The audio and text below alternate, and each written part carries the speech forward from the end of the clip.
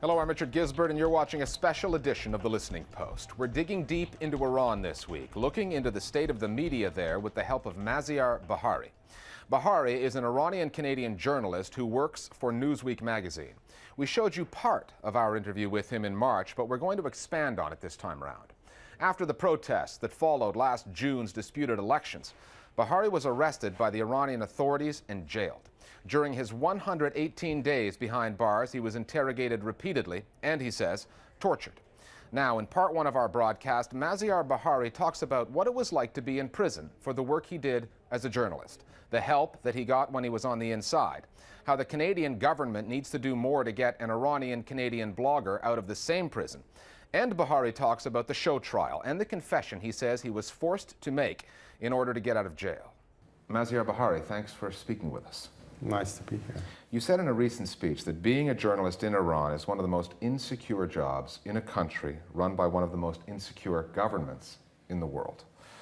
The Islamic Republic has made journalists its prime target. How conscious were you before you were taken and imprisoned that you were one of those targets? Well, I always knew that the government did not exactly like what I was doing, but I didn't know that they would go that far and they would incarcerate me and torture me and interrogate me and accuse me of espionage. But the government of Iran has always had an uneasy relationship with the media. Even before the revolution, the relationship was not that easy. You've also said that one of the reasons that maybe you got out of jail was because of the support that you received from journalists, from diplomats. The fact that you worked for an organization as prominent as Newsweek. Definitely. If I were an unknown blogger working for an Iranian newspaper or a magazine or just writing my own blog, I wouldn't be here. I would be back in Evin prison. Because of the fact that I was working for Newsweek magazine, I received a lot of support from outside of Iran, and people shamed and named the Iranian government.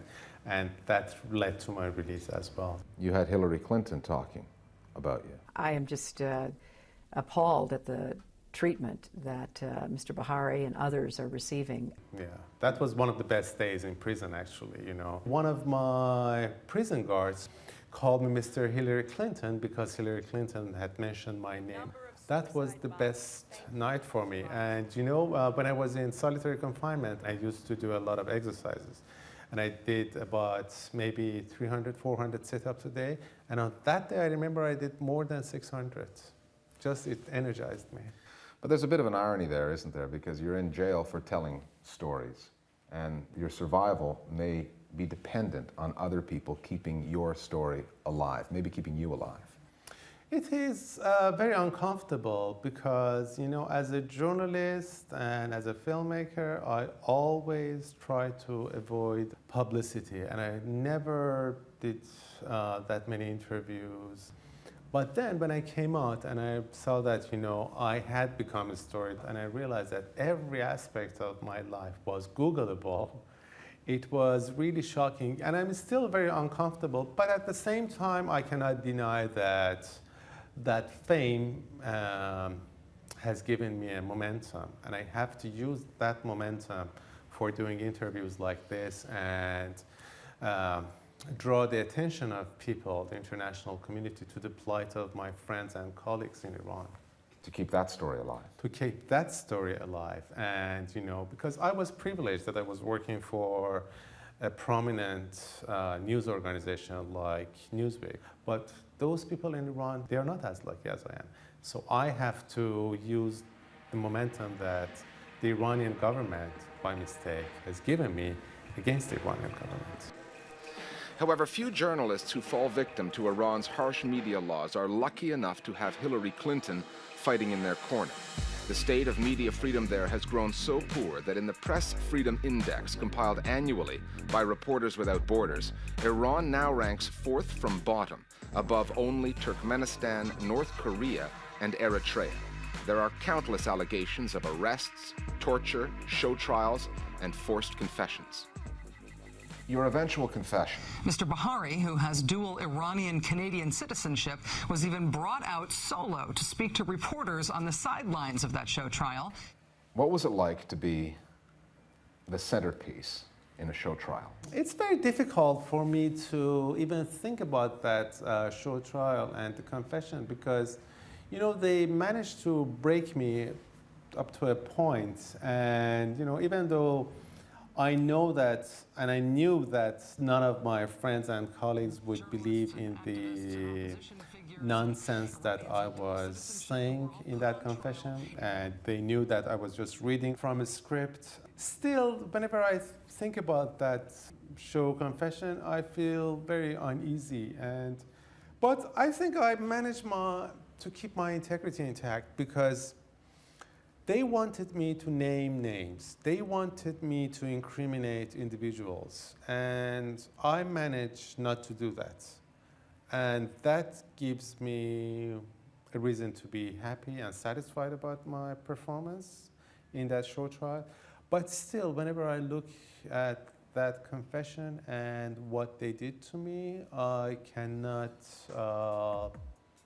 stop feeling angry about what they did. As of March, 9 months after last June's election protests, there were 52 journalists in Iranian prisons. According to the New York-based Committee to Protect Journalists, 1 out of every 3 journalists imprisoned in the world is in the Islamic Republic. In April, Mohammad Nourizad, a filmmaker, was sentenced to 3.5 years in prison and 50 lashes for distributing propaganda and desecrating the image of Iran. 2 others, Emadoldin Baghi and Mohammed Kabavand, are in jail and reported to be in failing health. Then there's the case of Iranian-Canadian blogger Hussein Derakhshan, an internet activist who made a much-publicized visit to Israel in 2006. He called it a personal attempt to start a dialogue between the Iranian and Israeli people. The Iranian government accused him of spying for Israel and put him in jail. That was 18 months ago. Hussein Derakhshan, what can you tell us about his case that does not put him in more danger than he's already experiencing? Well, the problem with Hussein Derakhshan's case is that no one knows what is happening to him. According to different people, there are different scenarios. Some people say that he's working with the government of Iran, he's working with the interrogators.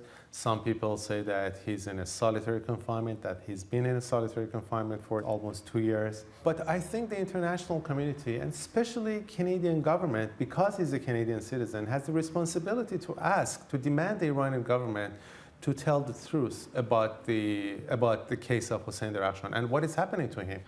When we come back from the break, I want to talk a little bit about new media and how it was a driver in the coverage of the June protests. Sure.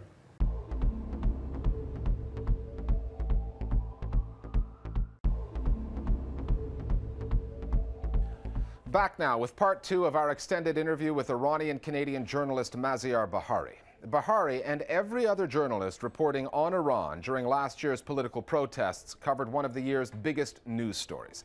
It wasn't just a political story, it was a media story. The government in Tehran was blocking Western satellite news channels from coming into the homes of Iranians. And the country's state-funded news channels were telling the story in a way their government approved of. So Iranians gave the world a lesson in the use of new media, social networking, and video sharing in order to make up for the shortfall in coverage from traditional news sources. Here's Maziar Bahari on the new media side of the Iran story, on the politics of satellite broadcasting, on some of the historic reasons Iran has for distrusting Western news outlets, and the American comedy show that inadvertently made Bahari's time behind bars even more difficult than it already was. During the June protests, there was so much news that was delivered to the outside world through these social networking mechanisms, the Twitters, the YouTubes, the Facebooks. And media, electronic media around the world, ran with that aspect of the story in a big way. People in Iran, though, have turned to Facebook, to Twitter, to texting to get the word out about what's going on, and CNN has been monitoring these social media sites. I'm wondering whether it was as big a part of the story as it was reported at the time, or whether the impact of those new media mechanisms was slightly exaggerated because of the novelty aspect. No, I don't think that it was exaggerated. I think the role of the new media was really important. You see, in the beginning of the revolution, the religious traditional masses, they supported the government. The elite, they were critical of the government. But there was a big gap That elite did not have any influence on the masses. But with these new satellite channels and the internet, and especially in the past 2-3 years, with the new social networking sites like Facebook and Twitter, that gap between the elite and the masses have shrunk.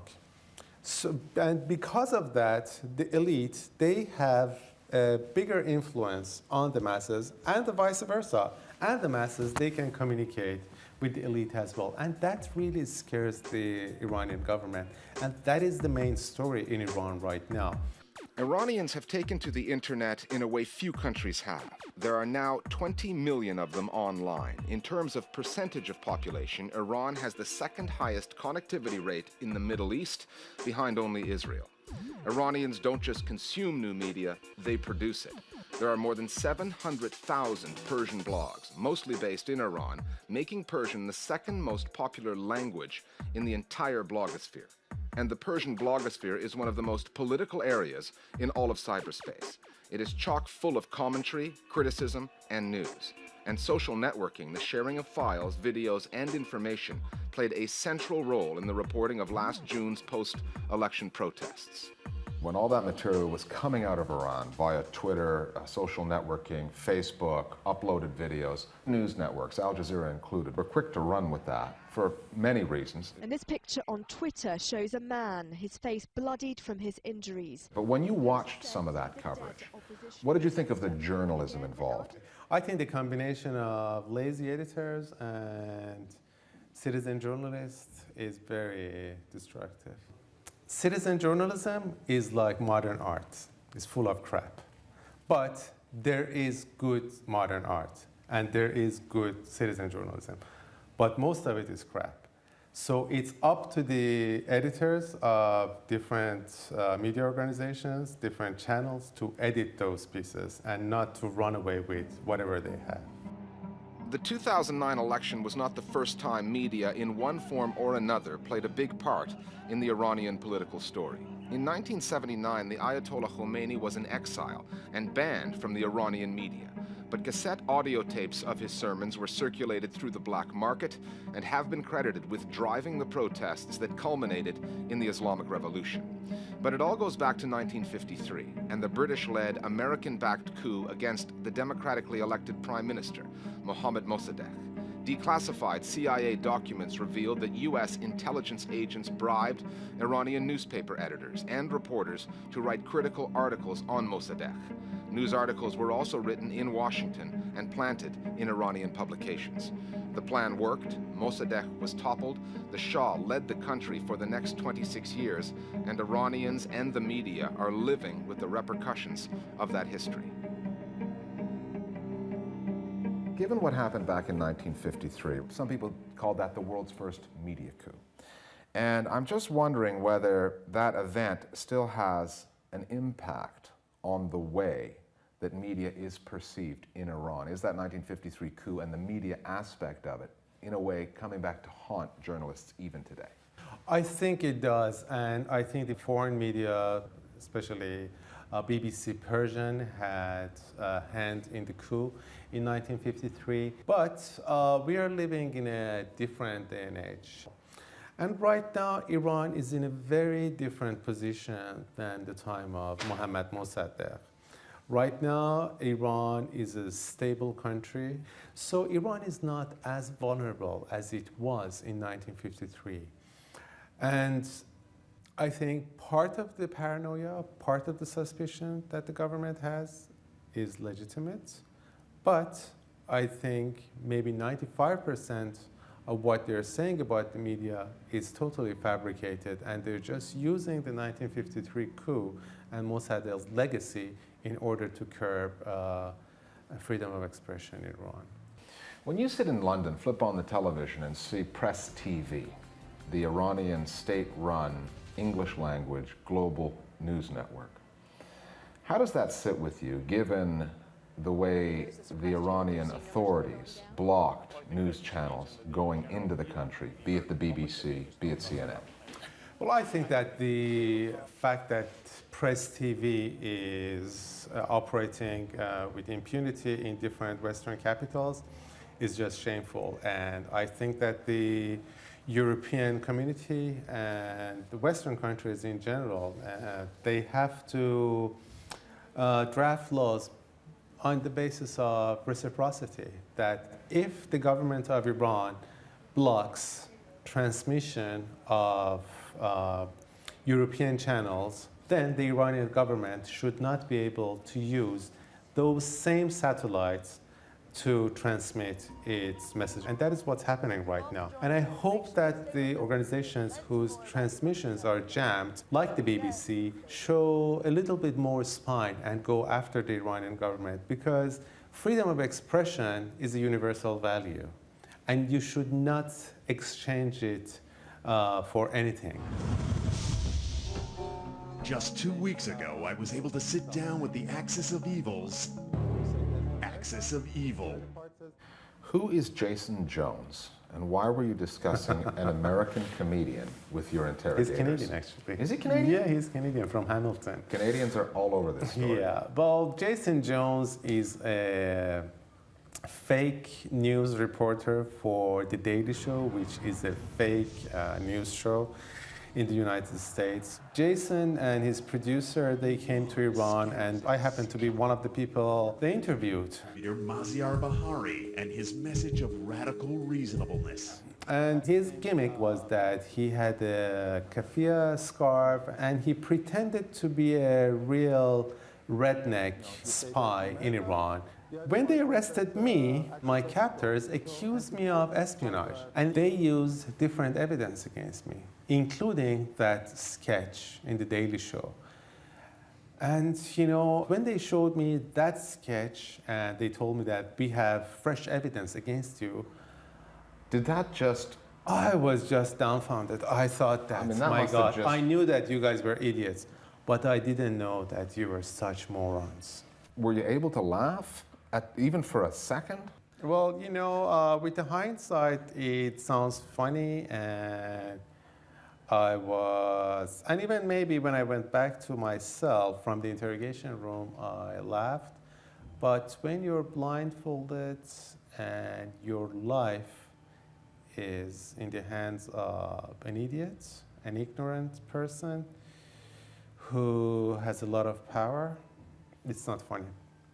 A reporter for Newsweek magazine who spent 118 days in an Iranian prison. He was released in October. Please welcome to the program, Maziar Bahari. Sir? After his ordeal, Bahari traveled to the U.S. and appeared on The Daily Show. It was much easier in the relative safety of the TV studio than when he was behind bars for him to see the humor in what was an absurd situation. You were imprisoned in Iran. Yes, because of you. Because... No, I'm just kidding, no. Well, you know, we hear so much about the banality of evil, but so little about the stupidity of evil. You know, whenever you take anything to the extremes, you see the humor in it and you see the stupidity in it. Well, they say comedy is imprisonment plus time. Exactly, yeah. We like to give our viewers the occasional helpful hint on what websites to visit. When you go online in London looking for information on Iran, good reporting, what sites do you go to? Persian websites, in order to know the Green Movement, Jaras is good, Saham News, which is good. And in terms of knowing the hardline religious, the Ahmadinejad supporters, Fars News Agency and Kayhan are the best, yeah. You're not allowed back in Iran, or you said you're not going to go back as long as this government is in place. What are you doing for work these days? Still working as a journalist, but I have to be in touch with my sources via Skype and mobile phones. It's more difficult. Yeah, it's more difficult. Are you able to get on the phone to sources in Iran without putting them into danger? Well, I asked them to call me because the government is basically going after all journalists. All my colleagues in Iran, they're saying that they cannot operate freely. They cannot say what they want to say, that they can always are in danger of imprisonment and torture. They better be careful not to talk to The Daily Show. Yeah. I don't think Daily Show will send anyone to Iran very soon. Maziar Bahari, thanks for talking to us. Thanks a lot. Nice to be here. Finally, to round out our Iran special, a short video with another Canadian component to it. The song goes back to 1979, Pink Floyd's Another Brick in the Wall. An Iranian-Canadian band called Blurred Vision took this track, substituted the word Ayatollah for teacher, and with the help of another Iranian-Canadian, film director Babak Payami, put together a music video with a political message. It's received more than 100,000 hits on YouTube, and it's gone viral on a bunch of other sites, so we've made it our web video of the week. We'll see you next time at The Listening Post. You don't need your education.